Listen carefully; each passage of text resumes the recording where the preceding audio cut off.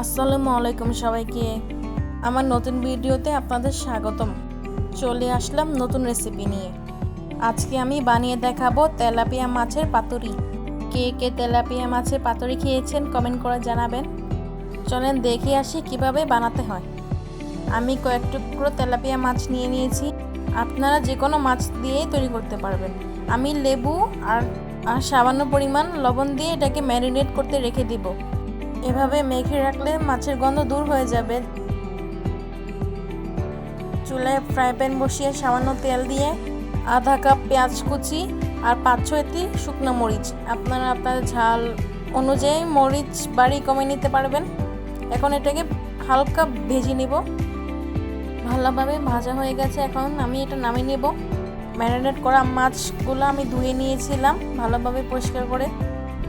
এরপর মশলাগুলো দিয়ে দেব, হলুদ আর সামান্য লবণ দিয়ে এটাকে মাখিয়ে নেব। এখন বাটাবাটির পালা।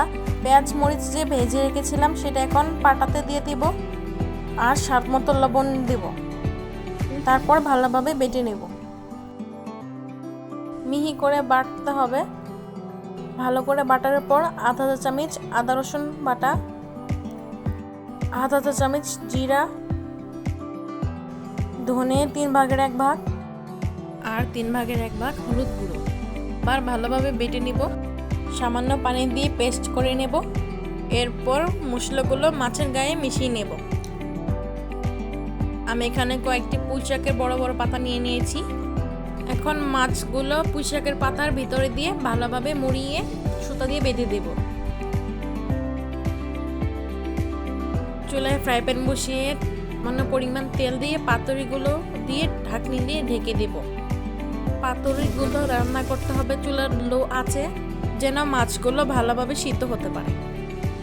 কতক্ষণ পর আবার এসে এটাকে ভালোভাবে উল্টিয়ে দেব। তৈরি হয়ে গেল তেলাপিয়া মাছের পাতুরি।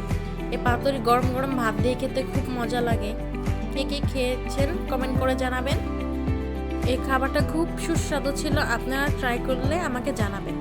আমার চ্যানেলটিকে সাবস্ক্রাইব করবেন আরও মজাদার রেসিপির জন্য। সবাইকে আল্লাহ হাফেজ।